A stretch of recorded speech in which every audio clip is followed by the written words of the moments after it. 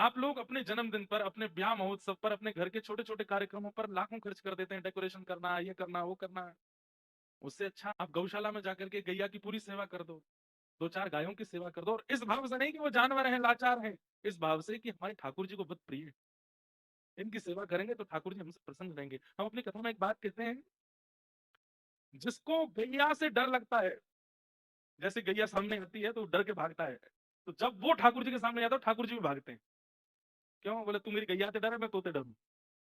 गैया गोबर से, गाय मूत्र से, गौ घृत से, गैया के दूध से कई लोग नाक बंद कर लेते हैं अपनी। ऐसे ही जब आप लोग ठाकुर जी के सामने आते हैं ठाकुर जी भी यूं ही मिलते हैं। बड़ी तो बदबू आ रही है, संसार के विषय में बदबू नहीं आई तुझे? हैं?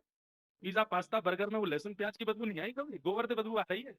ठाकुर जी को दुर्गंध। अब विदेश, कभी दुर्भाग्य से विदेश जाना हो तो देखो वहां पे क्या होता है, गौ मांस की दुर्गंध ऐसे ही आती रहती है।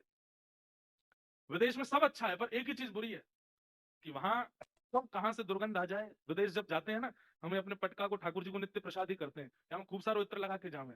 फ्लाइट में जब भोजन सर्व होता है ना, उस समय बस न्यों लगती है दिमाग फट जाए, क्या क्या खाते हैं लोग।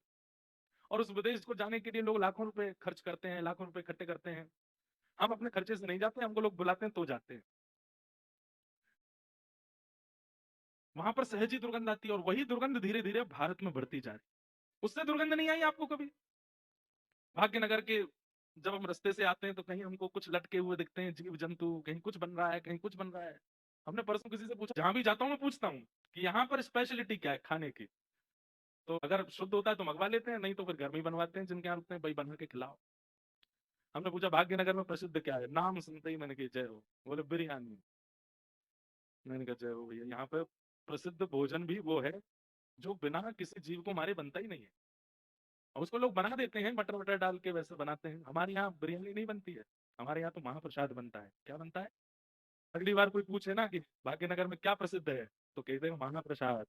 क्या प्रसिद्ध है? भात को महाप्रसाद बोलते हैं, चावल को महाप्रसाद बोलते हैं। तो ऐसा आपका भाग्यनगर है।